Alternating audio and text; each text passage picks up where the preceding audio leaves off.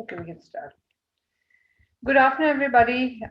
Very excited for this afternoon. We've got this panel of very ladies who've done amazing work in the area of technology. We are going to be talking today about why are women underrepresented in the STEM sector. This is a discussion that we've seen, do the round several times, but I promise you today we're going to have some very interesting insights because we have this panel who can do has done some amazing work. So before I start, let me just introduce the panel to you. I'm going to just hand over and do a round robin and ask them to do a quick introduction for you. Puja Goel, CEO and co-founder Avishkaar. Puja, would you just want to give a one-line introduction about yourself and your career journey? Hi everyone. Excited to be here. My name is Puja Goel, co-founder and COO of Avishkaar.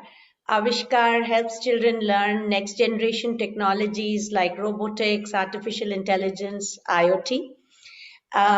This is my third startup. My previous company was in early years education and got acquired by Clay.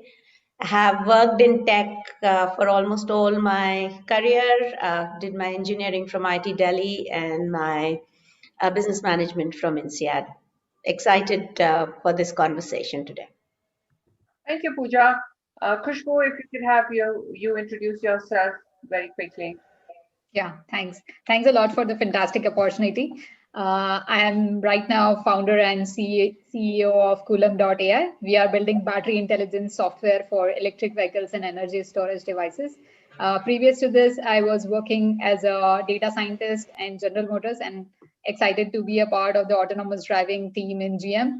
Before that, I was doing my engineering in IIT Bombay, and mostly that was also involved in robotics and AI. So excited for the panel discussions now. Superb. Nitish, very quickly over to you. Could we have an introduction from you? Hi, my name is Nitish Patel. Really an honor to be here on this panel. I work at Wells Fargo and I lead public affairs as well as a community of practice for analytics and data scientists across India and the Philippines. And I'm not an engineer, so my background is in economics, and then I did my MBA from IIM Calcutta. Superb. Welcome to this forum.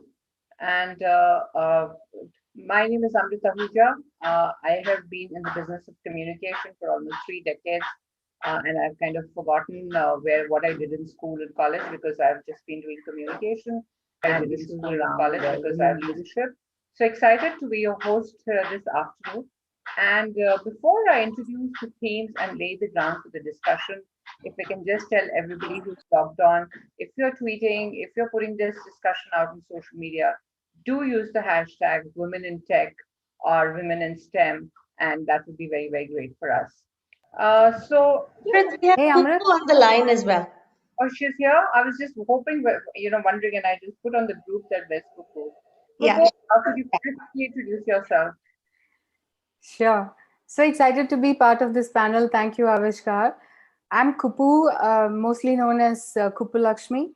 I take care of the startups program at Zoho. I've been in the work industry for over 17 years now. Transitioned from a microbiologist to a copy editor to a voice and accent and communication specialist to doing something in the tech today, working closely with the startups. I'm a mom and I love cooking and eating, and I read a lot of non-fiction books. Excited to be part of this panel. Thank you. And we missed seeing you in the beginning, and I was like, wow, where's our N2 person of the panel? Since we've had I'm befriending Murphy every day. Yeah. Okay, great. So just before we start the discussion, I'm going to play a little bit of a devil's advocate. And I have to say that in my 3 decades of work life, I've had this question: how do we make the workplace more inclusive for women? And the month of March being, Women's Day, I had the opportunity to speak at several forums, sometimes to leadership teams on diversity and inclusion, sometimes just to the women employees, just, pepping them up. I do run some master classes and just doing some closed group on master classes on executive presence or managing your digital brand. But the questions haven't changed over the last 3 decades. The questions still are: how do we get more women to break the glass ceiling? Uh, it's very encouraging. This entire month, I saw large organizations saying, I pledge to have 50% women employees, or saying that, I pledge to have at least 50% of my board members as women. And all those things are big goals, big noises that are made, but the questions haven't changed. Every forum that I speak to, it's like it's just not changed. The only one thing I think that has changed is that a lot of young women are getting conscious about investing in themselves. They are joining networking forums. They are reaching out to mentors, coaches, and wanting to invest in themselves. Unlike a lot of us, like I can tell you about my career journey, my 20s was spent in having children and bringing them up. I had no clue that I have a life beyond that. Hit 30 and I was like, okay, I think I have some capability and I need to step out because the kids are in school now. And I kind of trudged along and life was kind. But now, as early as in 20s, I'm seeing a lot of investment that girls are making. But when you look at numbers, absolute numbers, they are still, there is a gaping hole. And today we're going to just talk about specifically about STEM. And also, Avishkar has reached out to 5,000 parents and children, and they have some interesting insights. So when Puja speaks, I am going to ask her to speak about those insights. And we try and see that what are the gaps and how can we bridge some of those things. So while I am going to kick off the discussion, I can encourage the participants to please put your questions in the panel and the chats, and I will definitely, have the panelists answer. So my first question, I'm just going to start with some data. 43% of STEM graduates in India are women. So that's a large number. Remember, 43% of a class, that's almost like half the class are women. And when it comes to jobs, it's a mere 14%. So remember, parents have sent you to school. They've, you've chosen science, which is always more difficult to get into that stream, and you drop out, and either you go and work on something totally unrelated, or if you do, then there's this very small percentage of women who do it, and then as they move upwards, then it's a different story. So just on that, Pooja, let's start with you. What are some of the things that you've seen, the insights that you've seen in your survey, and also from your personal experience, since you've been those lucky ones who've done 3 startups in the engineering space. So you are definitely part of that 14%. Yes.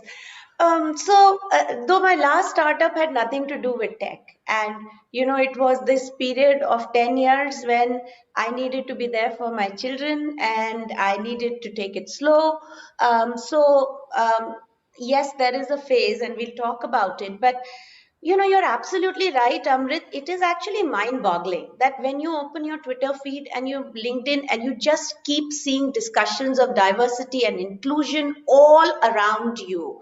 You see policy guidelines coming out saying, the whole maternity benefits bill that came out and said, every company will need to provide for a crash so that working mothers don't have to quit their careers and jobs, right? So you see quotas happening for girls in institutes, engineering colleges, etc.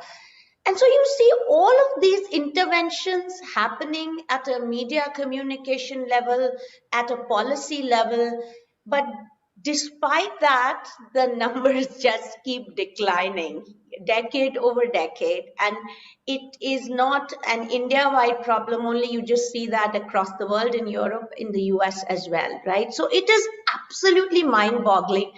And I almost feel like we still, at least I have not framed the problem in my head properly, because it is a complex thing where, you know, it kind of, the fact that we are asking this question is a manifestation of that problem, which happens at many different stages. So, you know, it pretty much starts at middle school and then high school.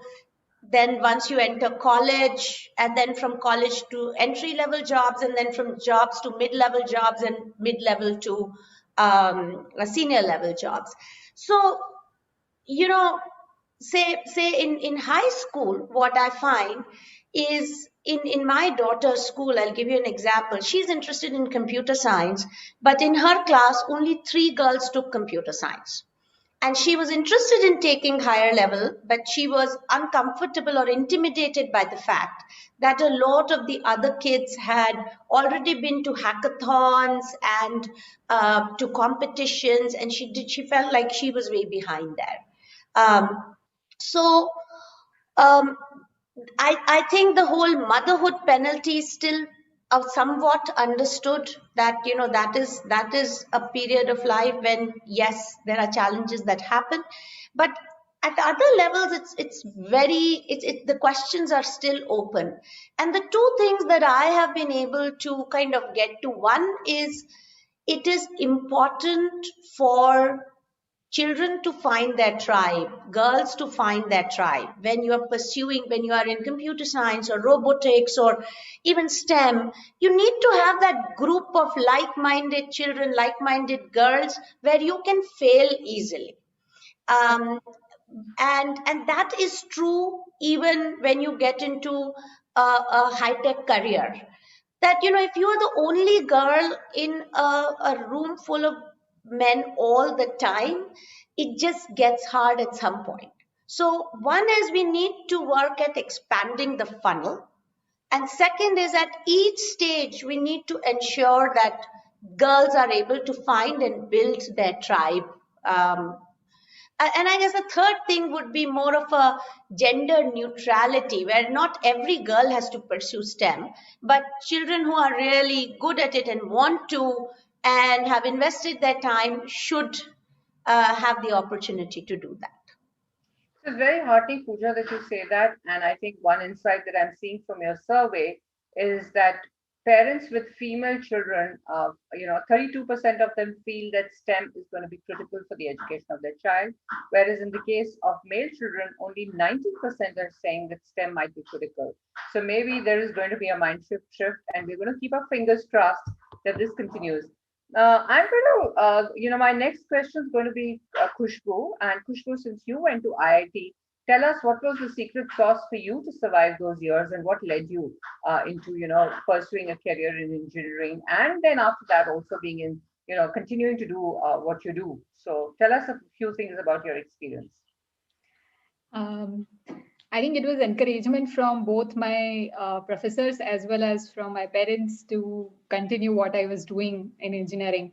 So I'll just give, it is also on my website, where I rebuilt my father's complete car. It was a Mahindra Logan, and it was like damaged and dusted and kept in one of the garage. And my father, like, I'll just throw it out. And I said to him that, I want to rebuild this, and I want to deliver this as my third year project. And I convinced my professor that, I want to do this rather than going for an internship in US university.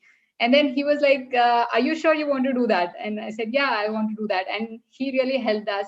Some of my friends, as Pooja rightly mentioned, like, you need that ecosystem around you, people who trust you, who work with you. And I think that was really great within IIT. That whole ecosystem with great minds and faculties and supporting teachers, as well as my parents. So that kept me going in front of IIT, if you say. And after that, most of the things that I took on my own is the support of, again, family and mentors. Like Puja is also one of my mentor, and other people, and they supported in the things which I wanted to do. So most of the time you just feel that you wanted to do this, and people who I would say sponsors, they'll actually tell, give you a support that yes, you can do it, and we are there to help you out in that. And that support is really important at this point of time for everybody, I think, and especially required for women. Oh, that's very interesting. Great to hear. But really, I mean, I just this example of the car, rebuilding the car. So, was that what triggered that? Was it some kind of toys that you played with, or were you the only daughter in the household, surrounded by boys? What is it? I mean, we want to hear, because I think that's exactly what we want to decipher from this. That what's the role probably parents ecosystem needs to play to ignite this whole interest in STEM.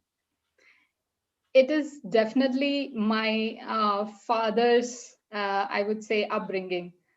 He really supported in that. He actually didn't, distinguish between me and any other child who is a boy or girl, although I'm a single child. But most of the people in my family members, I have seen their parents won't support girls, that you should not drive this, you should not go there, and I know most of the things. But he's completely different than all other parents I have seen in my family. And that is really important, I would say, for me. And he usually, like when I was like a kid, he used to ask me, go and change the tire of our car, and I used to take the jack and put it in there and do it. So that practical things are really required. That's very interesting you say that, because, again, the survey by Avishkaar shows that parents feel what will really define their child's success is that they get more hands-on experiences, Right. the quality of education. And today they feel that there's far too much theory, and there isn't enough hands-on practical approach. So I think probably schools also need to start having broken down cars and encouraging children that, come on, Yeah, build it. yeah. So just with that, Absolutely. Kupu, you have a very interesting story, and I think the audience would love to hear how you transitioned from a comms background to what you do, which is leading engineering and motivating a lot of more women to join Zoho. And we all have heard about the success story of Zoho, and we feel so proud that an Indian company is doing so well. So, Kupu, tell us your insights, and how can we get more women into STEM? Thank you, Amrit. That's a great question. When I would like to answer this question with just a little bit of caution, because I feel more responsible. It's a very deep question. The year I joined Zoho was 2010, and we are in 2021. A lot of things have changed. So I'm going to answer these questions as my perspective from two sides of the coin, where things that worked for me that won't work for this generation, and things that remain the same and they will remain the same forever. So things that won't work, you can't get a job now just by using your network, just by making connections and, hey, I know you from LinkedIn, and why don't you get me a job because for example, I saw a job opening at Zoho. You can't use your network as a privilege anymore. There was a time when preferences were given to career opportunities at various organizations when you have references, people who can get you in. That's not going to work anymore. The trend has changed, where what will work is you have to show your work. Today, right from starting your website to having your own blog, people are sending out newsletters of their main job and their all that they do other than work. So you have to show your work, and you don't wait for validation. This always helps. Asking silly questions, don't worry about. You have to ask a smart questions in order to feel important. Believe that all good things that are worthwhile, they take time. So it's not 2 years here and a 2 years here that when you look back, it won't make any sense. So attach yourself to a vision and mission that overlaps with your personal passion, that will motivate you to show up at work. Don't let FOMO feed into your everyday. So show up at work, because irrespective of those monotonous and boring days that form 80% of your work, that opportunity to show your passion and what you're good at peaks in every now and then only. What you see in Instagram and Facebook about how I do my work is not how it looks every day if you get into the detail.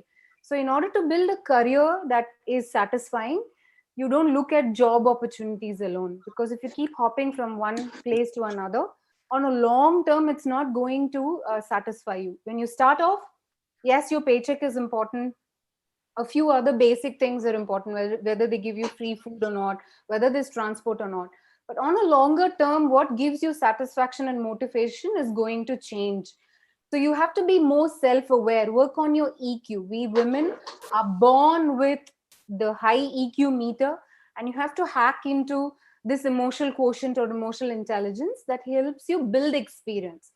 Because eventually it all comes down to what you want to take seriously and what you not want to take personally. So find your ikigai and what's the big picture that gives you joy and motivation that overlaps with the big picture of the organization.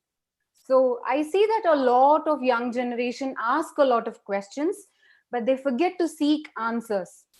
Answers come in various forms. I don't want to get into the philosophical side of things, but work on your tech skills, your upskilling, sharpen your axe, go away from the scene for some time, it's okay. And just like they show in the movie Avatar, my personal favorite, seek mentors, that can feed, that can put you in uncomfortable spots. That's wherein the growth lies. So just like the Navi and their creatures, that steer them, they first try to kill the Navi, the rider. So that's how it looks. The mentors make you feel uncomfortable. They make you look at your vulnerabilities. So look at those who positively encourage your growth, and then therein lies most of the secret of bringing more women to work and help them retain in this field. So that's my take on this, Amrit. Nidhi, I'm going to, roll over to you. And since you hired for Wells Fargo so many girls from IIT, do you see this clarity of Ikigai, which Kupu just spoke about at the student level? And what's the hesitation that they have to get into STEM careers? So I think what we've started scratching into is just the problem that we feel, because when we look at our leadership positions, and as you were saying, a lot of these organizations are saying that we pledge to have X% women in our ranks and at leadership levels. If you look back, you say, okay, as a senior leader, I want maybe 40% senior leaders. But then they are people with 20 years of experience. If we go back 20 years, did we have that 40% representation in our technical schools, when we were studying? And that really wasn't the case. So suddenly, this thing strikes you that you need to take such a longitudinal view across time, across generations, because when we invest right now, we are investing so that maybe 10, 20 years later, we are able to achieve, that representation that we can enable today. And so when we go to these IITs, we find that there are women, but they get picked up like this because a lot of organizations that like us are now very committed that we need to bring them into our workforce. We need that diversity. We need those ways, the different ways of thinking and approach that they bring in. But why are they not there? And, then you start slicing and dicing. We find them more in the non-residential universities. In the city-based tech schools, we find more of them. And then the question is, maybe the answer might be that, parents are willing to send them to day colleges rather than residential colleges. What does that indicate? The security that our society has to offer to women who go into residential colleges. The second thing that you then look at, okay, to get into an IIT or even NITs, everything is JE is the big filter. You either make it or you or you fail, and you have just that one chance in the year for access to any of these colleges. And the prep that goes in is 4 years, 5 years of prep. investment into Akash, all of these classes, into classes in Kota. Are parents actually thinking that far ahead into doing so? Are girls being asked to at grade 5 or 6 to start thinking that bete kya karoge when you after you graduate, or even before? So that thinking perhaps kicks in for the girls much later, and for the male child it starts happening much sooner. And so there we see a dichotomy. So there are so many different aspects of society that we need to start working on to change this pipeline. And so as organizations, and with organizations like Avishkaar, MNCs, Indian entities, the Tatas are doing great work. Wells Fargo now goes back and starts coaching girl children in from underprivileged communities, or even starting to do we are doing programs like Coding for Girls, right, as part of our year-round volunteering network, where a lot of our technology team members are actually putting together a curriculum and training girls. And within our own organization, we are facilitating women with the skills to aspire for more SME kind of roles. Whereas earlier it used to be, okay, good EQ is good for program management, good for stakeholder interaction. But now there is a specific trend towards being solid SMEs in your area of expertise. So be it, cloud computing, be it IoT, whatever. And so the messaging to a lot of the women we now have in the organization is go deeper into your area, and the broad aspects will come later, but you need to build that depth. So, I'm hearing all of you saying that there needs to be, a young mindset change that needs to happen with girl child. And I'm just going to throw this up. What if after college and between work, there was a year to bridge from college to work? I think the girls are just out of IIT or an engineering college, and as Pooja said, that you don't want to fail, and you want to be in a group which makes you comfortable to fail. Do you think having a bridge year where you do different projects is something that we all need to think about? Is that something that would work? Just probably a yes, no would help. And have you ever thought about this in your organizations? Because it's literally like a finishing school. I think I see a big shift. That's what I saw for my children or the young people that I work with. They come out of college with all these starry eyes, but work is very different from what has got projected in college. And is that something that would help, like where we have a bridge here? Yeah, I think that's is that for me, the question? Yeah. I think that would be a great idea. I mean, we are already more accepting of the fact that learning is a lifelong journey. So it's not that you finish off your education and then you move on to a second phase. So that what you're suggesting, where a person gets to rotate and to experience very different aspects of what a workplace has to offer, could be a great thing for youngsters who are still trying to find out what is their thing. And I had a boss who actually did political science in Princeton, and later she was the head of databases and data structures in a company. And so that how that transformation happens, and whether the system allows you to undertake that transformative journey is very important. And I'll just add to that, Nidhi and Amrit. I mean, so bridge year is one option, but there are other options of internships and just having a flavor of what it is out in the real world, or an environment which is unstructured and you are not needed to conform in that structure, maybe even while you are doing your schooling year. So, when Khushbu was talking about just breaking open that car, I was reminded of two things. One is I'm talking to a lot of children right now who are into robotics, both boys and girls. And that's one theme that keeps coming over and over again. That I started it by breaking apart things. Yeah. And when you think about it, that essentially is the ability to take risks, or is the ability to say, I'll break it open, but will I be able to put it back together? So there is a fear that you have to overcome before, and it's an unknown journey you are walking yourself into. And the second thing I recalled was Elon Musk has set up this school for his kids called Yes. Astra Nova School, and in Los Angeles. And what he did was is essentially he left a car open for his kids to play around with and to understand different parts of it. And now it's of course become much more structured. But when we talk about real life problems, it is interdisciplinary in nature. It requires some of this open thinking that you are getting to through, maybe a bridge year, an internship, or exposure to a different environment, or the freedom to just break apart things before you really say, okay, what is the solution that might emerge out of it?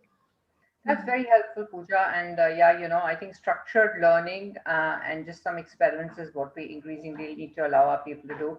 And I think, Kupu, do you want to talk about the experiment that you did early in your years at Zoho and how that helped you transition? Sure. Um, just so that I understand the question correctly, I have to talk about some pages from my life as to how I transitioned from. Yeah, specifically how you talk about how your boss threw up a challenge and a product challenge. So Okay. what was that? Sure. Sure. So it took a long time. Like I said, asking silly questions, seeking people for help, which helped me because the culture was very informal at Zoho. It still is.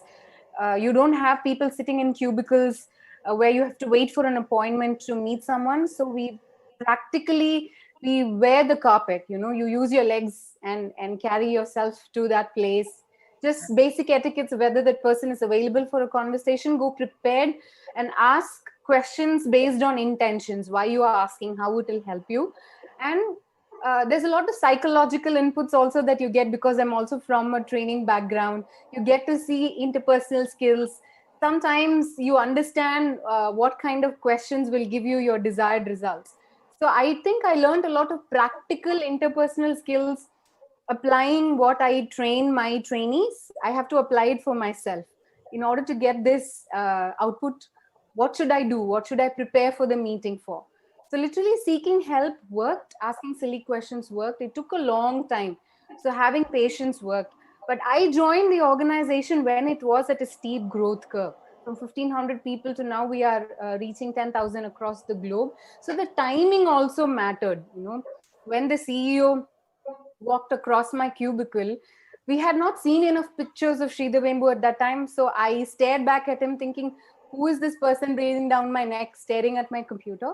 That was more like a challenge that came my way that I didn't know then. I just happily took the opportunity that said, it's so easy to train the customer support personnel on body language and presentation skills.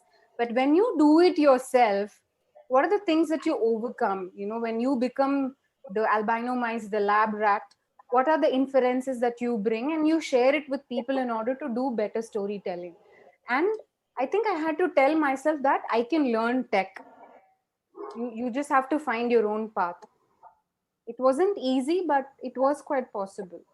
Interesting, very, very interesting. And thank you so much for that. So I'm just with that, I'm going to move on to the next section, which is on about just talking about a growth area, which is artificial intelligence. And again, some data over here. Nearly 80% of all the AI professors in the world, which is across the big companies like Google, Facebook, etc., are all male. So here is another male data. And if you look at it on the industry side, it's very, very distressing. All leading tech companies which are working on AI, only 10 to 15% are researchers are women. And apparently, are also conversations saying that AI will work only when you have the right algorithms in there, when you write the code correctly, and when doing that, it needs a lot more empathy and understanding of human behavior, which women are better at. And if once we've written the code wrong and AI becomes more mainstream, we can probably have a human chaos on our hands. So how are we going to make sure that we bring in more women into the field of AI? And I am going to, start with Khushbu on this because she's already working in that area. So Khushbu, tell us about what your company is doing to bring more women into AI, and what are some of the things that you want to share with us? Definitely. What I feel, not specific to my company, but across the area, is we should have really great role models that we should be following. I remember when I started in AI, people usually follow Andrew Angie's course and other people course. So why don't we follow women, in who are great researchers in AI? And that kept me thinking, and I started researching about them, like where are these great women? And I came across a list of around like 12 and 13 women there who are in tech. I can share the list after this so that it will be helpful for others. So a few of them are like Fifi Lee, Anna, Andhra Kumar, Anima, and these are like ladies who are doing great work in AI. So first, we should start following their work, build them as a role model, and let others also to follow them. That is one of the key things which I think that will encourage other, like especially uh, girls in tech, to follow and have them as a role model.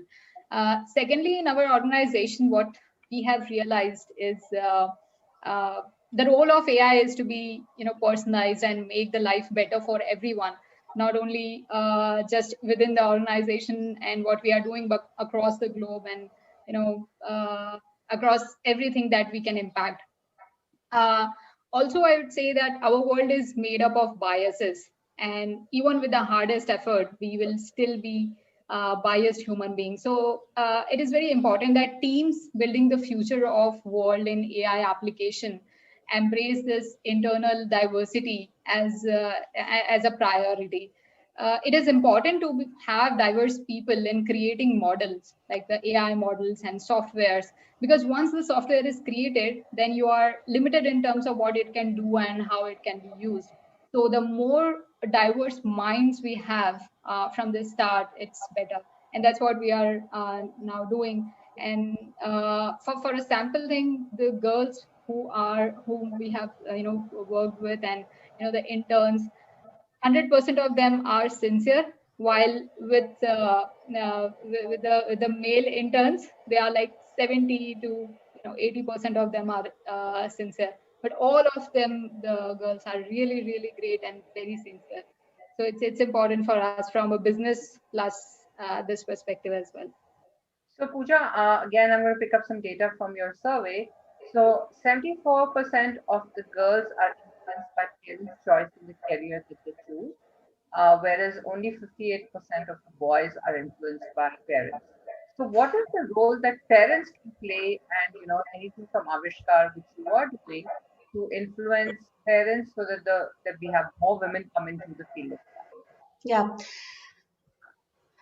So, Amrit, one of the things I've been thinking a lot, so I've been talking to a lot of teenagers these days, partly because my daughter is in that age group, and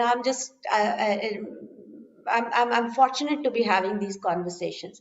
And one of the striking things I find is I find myself talking to them about decision making and why it is important to make your own decisions. I find a lot of girls who are smart, but they are perfectionists. They want to, there is this fear of going wrong, and then you relegate that decision making to someone else. And the important, so again, what I've been talking about is it is important to take decisions on your own, and first to start taking these small decisions, because this is a muscle you build over time. Decision making inherently is a risky process. It is a difficult process. There is no clear answer in most cases. So you're taking a leap. And as you kind of prepare yourself for the world of work, for the world of leadership, that's what your role is, to be making those decisions day in and day out. And therefore, one of those things is the ability to take risks, and the ability, and the way to do that is to encourage your children to just start taking decisions around, okay, what subject do you want to take in IGCSE or in CBSE? Or, what after school program do you want to do and you will commit to? Or what what field do you want to, like I think Kupu talked about showing evidence of your work. Right now, credentialing has become so much more important than your degrees and your grades, right? So just whatever you put yourself in, where would you be happy and comfortable investing your time? And it could be STEM, and it could be music, but it's important for the child, or the girl child especially, to be making that decision themselves and helping them build that muscle over a period of time by starting with smaller decisions and then moving on to more complex decisions. Yeah, actually, you should go for shopping alone, I would say. Like that is like from the very beginning, it should be there. Right. I think that's lovely.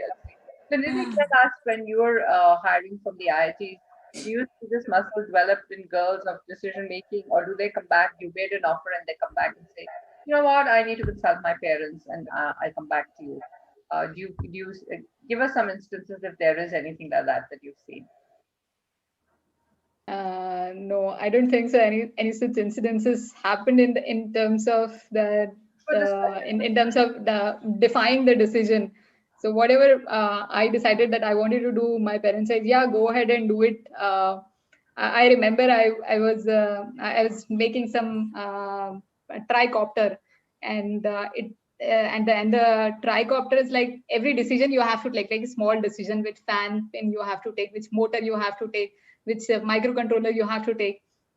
And when you start that at the very beginning, you start asking your peers or your seniors. And I came at the very, after first year to my home, and I said, like, I wanted to build this, and my parents said, okay, how you're going to build it? And I said I was like planning to buy this and this and that. And I said, I'll consult this person, like which one to buy. And then he said, why don't you buy it and then consult later on what is your feedback about it. So I think it is, which Pooja rightly mentioned, and it is so important. We have to take decision on our own and be responsible for it. I wanted to ask Nidhi because she hires a lot of people from IIT, especially girls. So wanted her perspective of what she sees on decision making when she's hiring. Nidhi, would you come in, please? Yeah, yeah. I think sometimes I feel that many of you are the exceptions because you have reached here because things came together fortuitously for you. Right. And we have this privilege which most girls don't have, because there are so many things that are stacked against them somewhere or the other, right? If it is aspiring for engineering, some people might tell their parents, why are you educating them so much? Shadi karane mein problem ho jayegi. I mean, I know that at least for an MBA, I have heard of people whose parents were told that. And girls are intrinsically, we have been parent pleasers. We want to keep our parents happy. We want to do the right thing. When we talk about breaking things apart, the boys will go take a cricket bat and, hit multiple windows. And girls might feel a little shaken that, okay, tod diya, ab kaun kya bolega, those kind of things. It's not a very, generic thing, but I think that's largely the trait, because I think 80% of the girls and women have to reach in spite of various things. And we have been the lucky ones because, sometimes, for example, it's two of us daughters. We really didn't see a comparison. We didn't see someone else getting more resources than we did. And in other cases, there are parents who have thought forward and invested in their daughters. So yes, it is important to make those decisions, but also important to guide your children to the right decision, right? If your daughter says that, "Nahi, maths is too tough, I want to give it up," right? That could also be a decision that your child is taking. And one needs to support that, but then challenge it too, right? So as parents, I think we need to provide constructive challenges, provide the right exposures to see that, it's not that you shouldn't feel that you'll be a failure. The fear of failure is not what should let you discard things and take the easy path out of situations, because no matter where you go in life, you will face some challenges or the other. So I think as parents, we should encourage that decision making. We should also challenge why you think a certain way, right? Do you have the facts to back up what decision you want to take, and how can we support you in that? Yeah, so I think those are all very valid points, but we seem to be straying a little. Our discussion was of how to get more women into AI, because that's going to be the next big growth area. And data shows that there are less women. And I just want to, share a little nugget over here. There is a global company called iMerit. It's, based out of the US and based out of India. A woman leads it, Radha Basu. She is working with rural women who live in the periphery of Calcutta, and they are trained on AI projects, and they handle global projects on computer vision, AI. And it's just amazing the journey that you can map of how each one of them has done.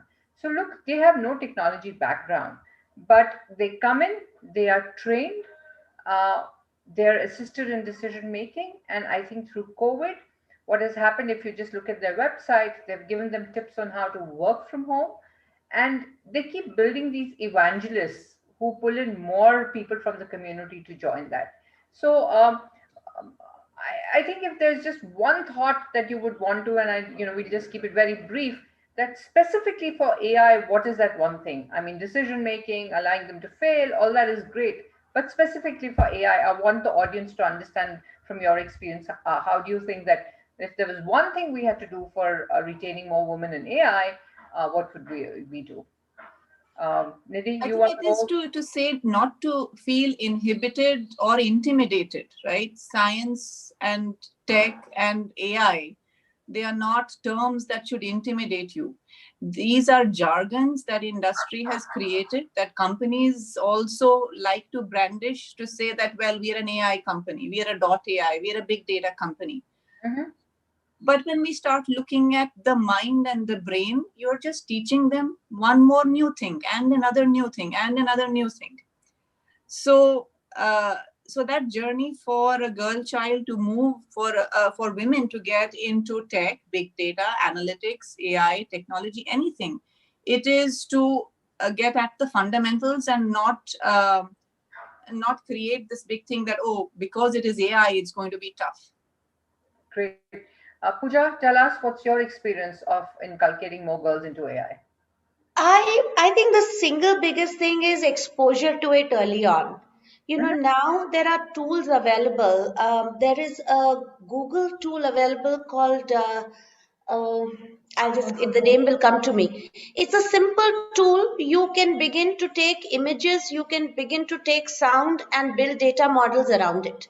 So, like Nidhi is saying, while the jargon might seem very complex and intimidating, when you start to do it step by step, it seems very simple for anyone to do.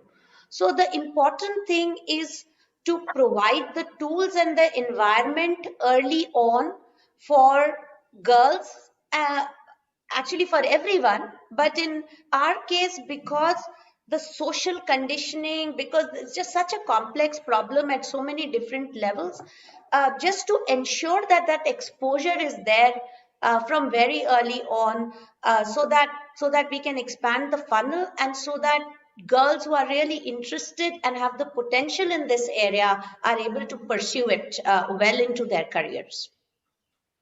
Very, very interesting. Kupu, any insights from Zoho doing anything to inculcate more women into AI?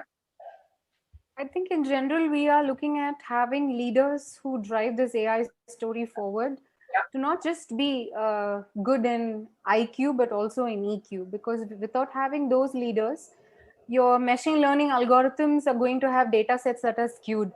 So without having proper inputs, the results are going to be enormously still biased. So first, as much as we fix the root, we have to also fix the leaders that are driving the story to have an equally growth mindset. We are just looking at men and women here, but today, if you look at Tumblr's result, we have 112 genders in the world now. Mhm. We haven't even begun the conversation of actually solving conscious or unconscious gender bias. So I think it's a lot to do with leadership, bringing the right kind of leaders, and a sort of sweet pressure to have those leaders who have good EQ also in place. Great. So we talked about mindset. We talked about parental support. We've just spoken about more emotional intelligence with leaders and a great balance. Anything else that you would want to add on, Kavita, for getting more women into AI?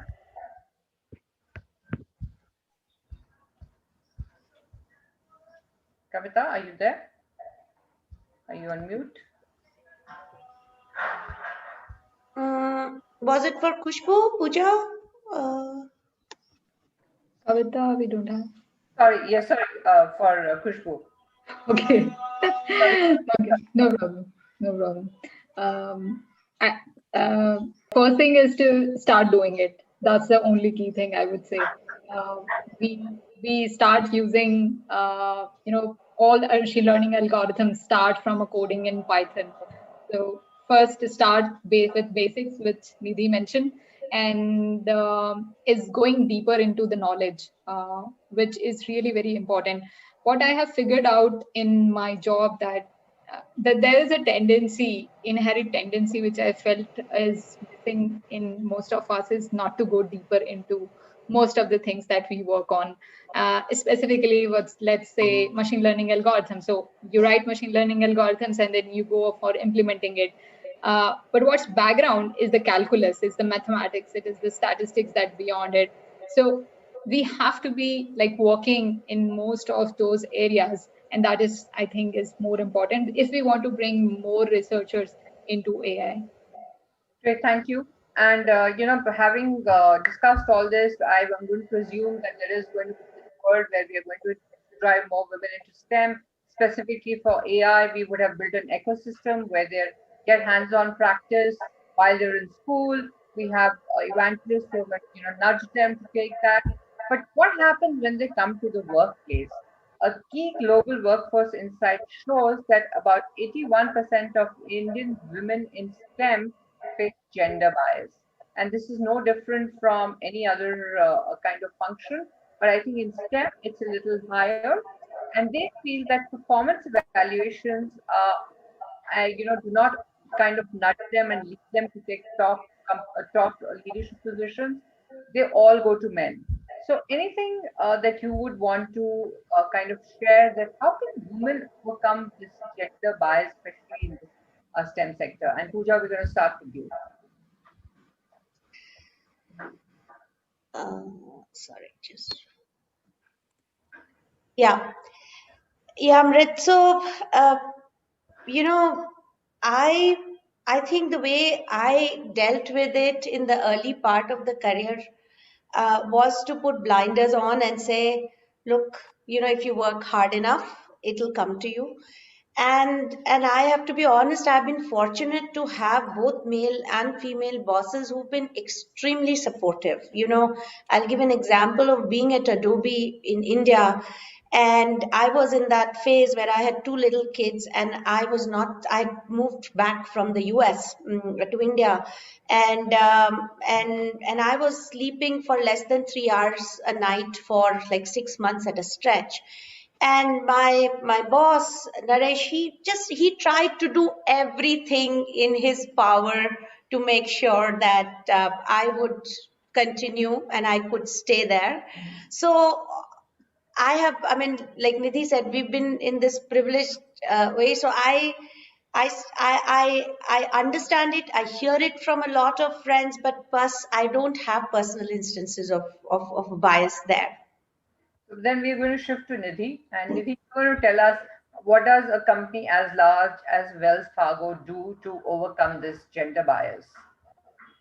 Yeah, and I think it is very widespread. I think in MNCs, perhaps there are conscious efforts towards it. In other Indian organizations, there is still a lot of the Indian social culture that seeps in. But we are increasingly realizing that there is unconscious bias. So people who are biased are aware that yes, there is an unconscious bias. They still don't know what their biases are, right? So sometimes when they face them, it just hits them that yes, I have thought of things that way. I have compartmentalized some of the women who report into me in certain ways because I thought that that is what they wanted without explicitly asking them if that's what they wanted, right? So we hear of stories of women on who are about to go on maternity leave who really don't want a reduction in the level of challenge, or who come back and they don't want that easing in. So every woman's requirement is very different. Their need for challenge is very different.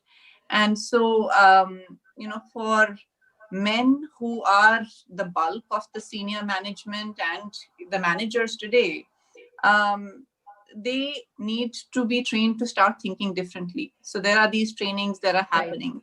We want people to step up as allies. We need men to be allies. And even on forums like this, we need there to be men who are talking because, हम अपना उद्धार करने की कोशिश कर रहे हैं. But as somebody, one of you was mentioning that, when it is somebody from the privileged group that says that, yes, I feel there is a need and I'm reaching out and I'm raising my hand, like Choose to Challenge is all about, raising your hand, then people do notice. I do see that, again, it's a little hard. So there is commitment to allyship, but people still don't want to stand up and be very vocal about it, which is okay. So again, the way each woman is unique, each man is unique in how he is willing to show that allyship behavior. And we need to reach out to the male allies differently to make this happen. And then the second thing is that women themselves need to be role models because, perhaps earlier we thought that, yes, we've made it and I am the one and only unique woman who has, climbed Mount Everest and I'm so great, but we need to now more and more see that, it is a tribe and that our experiences and our stories will help other people. So talking about it, sharing this makes a huge difference to women and girls to realize that there are these biases. And to men also to say that, okay, let me do a second check to see whether my action is triggered by a bias or not. Anything from a policy perspective that you've seen in your career that organizations are doing and are conscious of this? I mean, is there a way that they are working on cutting down on this bias, helping build male allies? Yeah, in fact, so we are, there's been a very interesting way we do. There's a company that organizes in a natak format that hits very hard at you when you see that play unraveling before you. About how biases are rooted within people. So that's something that we've conducted, different floors. We conducted it from one floor to another floor and so on. So that's one way. There are more formal trainings. But at the same time, when we look at benefits, we do need to look at benefits in an equal way, because we also don't want to say that we are providing all this for the women and we don't, the other folks start feeling that, oh, she is getting it because she's a woman. And that's doing a disservice to the woman team member as well. So, so there has to be this balance of providing benefits to all, which benefit the male as well, because we want that person to also recognize the home responsibilities that our women team members are challenged with. Because it's not like, because she has to do these two jobs, let's make her life easy. No, let's make both men and women realize that work and home are equal responsibilities for both. So what we offer to the woman, we offer to the man as well. Great. Kupu, give me some examples from Zoho, since you talk so much about soft skills, etc. What's the male sensitization program to this, so that we don't have this gender bias that women face? I don't think we have any in-house structured program going on this, but every day we do have conversations. We use our own software tools and internet to talk about how some of our biases are reflecting in the language or say a marketing campaign that we are doing. So it's an ongoing process every day, because there needs to be intention if there is a policy in place. We can't just do it for credit's sake or just because there is going to be an audit or representation of numbers. But right from hiring to making sure that there's equal opportunity available, we make use of the informal culture, reach out to the CEO, to the people at the VP level to have everyday conversations internally and to represent ourselves externally. Personally, I'm also attached representing Zoho. I work with projects like Project Putri that works with little less privileged children in teaching them skills to prepare them for the world, and talk with their parents also. That intervention is there. And there's also something very unique called Mitra. It's called Men Impacting Trust and Respect by the Avatar Human Capital Trust, because even men need allies, right? Like someone pointed out, in order for them to early on understand, to escape biases, we need to work with them too, right from the beginning. So if a woman is making a choice to marry someone who is credentially not equal, like what parents expect, you understand that it is all normal, it is not wrong, you can still lead a happy life, and many choices that you make. So we are trying to change the narrative, the agency based role models that we see, where you always put the adventure, aspiration oriented, strongly opinionated Iron Man types men, to not knowing what to do with empowered women and call them Wonder Women. And then the end credits come up. What happens to after that? So we're working with some grassroots and we're giving them technological help for free That's from, very, very interesting. yeah. And I just want to again nudge or everybody who's locked down, please put your questions in the chat. Pooja has been doing a fabulous job of answering all the questions, and if there are any more. With that, Khushbu, you seem to have like really conquered the man's world with right from childhood. But tell us, is there a this gender bias? Do you think is a reality, or are we just discussing this and coming up with things that should happen? I want to hear your part because you've been a techie throughout. Yeah, I think gender bias is still there in the industry which I am into, and I was traditionally into. Gender bias is definitely there, and there are a couple of reasons to it. Because automotive industry is being dominated by men. It's just 100 years old history to it. But General Motors CEO Mary Barra has like broken all those things, and even the CFO, she was Indian, um, and and I think what best thing which I have seen has worked within GM is uh, they used to do this conscious effort of sanitizing men, which rightly was mentioned by previous speaker as well. You have to train them that this is just a bias. And I remember there was one of the activity which was really good in that aspect, that they prepared a chatbot, and that chatbot is actually just have to go through a question answer, and it shows you that you are a gender biased or not. And the questions were like really interesting. Those questions were like, when you remember that somebody is crying, what do you think about? So most of them think about a woman crying. So that those type of questions were there, and they really helped people within the organization, like especially managers, to actually at least be cautious about it and know that you are gender biased. So until and unless you know something, there's like nothing you can work around it. So those things, but I think slowly over the year those things are becoming less and less. That's what my experience was there. I mean, initially I would compare like 2014 and last year I left. There's a huge difference in people's mentality about gender bias. So I think that's very heartening to hear, and I love the example about the chatbot. Yeah. So everybody who's listening, and if you have an organization where you can, introduce this chatbot so that we Right. can get to know about the unconscious bias, that would be a huge, huge space that will. Yeah, you actually have to have like one AI person and one psychologist, and a couple of people work together and then build that build that questionnaires, and it really can work out. And it turned out really great. I also did that, and I must say I was also having some of the bias. Great. I'm very conscious of time. So, as a quick wrap up, I think the two or three action points that we're seeing from this discussion, if we could just do a quick round robin. That would be very helpful. And then I'm going to have something special for everybody towards the end of it. So before we do that, Pooja, what are the top three key takeaways for Avishkar from this discussion? So for me, for Avishkar, I think gender bias is real. What is interesting and exciting to see is that there is real awareness of it.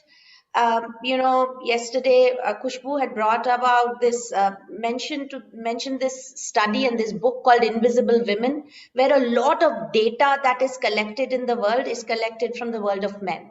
So whether you are having a heart attack, or what is the actual temperature of the AC in the office, or whether snow should be removed from highways or the inside roads, is determined by um, you know Men. data that's collected from men. So Yeah. this awareness itself is a very important first step in bringing to light the fact that the biases exist. So people are not doing it consciously. They are unconscious bias that are driving our decisions. So that is one. And the third thing I want to make is, which became very evident from this discussion, was it's important for us to amplify the voices of other women. When Khushbu said that, there are these 12 AI researchers that none of us know about. That's the one thing that we can do. When Nidhi says that we are the privileged lot, we have had this juxtaposition of these fortuitous circumstances that got us here. It's critical that now we amplify each other's voices. I remember reading a study which Melinda Gates quoted, said women are 6 times less likely to be quoted as experts or sources in media. And that is over a survey in 6 countries. So there is, and it's again goes back to bias. Nobody's doing it intentionally. So it is for us and for allies that we can find in men, for us to amplify those voices before change will start to happen on the ground. I think Pooja, you've summarized it beautifully. So I'm going to just quickly do my rapid fire, which is like one question, and I want a fast answer from everybody. So Khushbu, we'll go with you first. One person who's made you successful. Who My was your father. dad?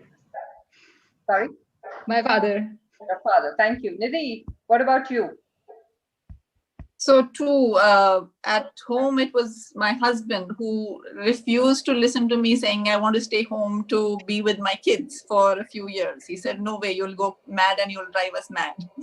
And the other over the last 10 years is a mentor who's been there as a sounding board for me through these 10 years. A gentleman called Mr. Pankaj Rai, and I talk about him quite often. So, yeah. Fabulous. Kupu, what about you? Who was your ally and who made you succeed? Not just one person, my parents and all my male bosses I've worked with so far, all of them. A lot of allies. We want one. I think my parents. Wonderful. Pooja, what about you? So I'll also have to say two. One is my sister. She again pushed me to pursue excellence from get go, and later on my husband. Again, when I'm talking about decision making, he will see that I'm jumping off the cliff, and he will still be there to scaffold, but let me still make my own decisions there. So he's been a great support as well. That's so wonderful to hear.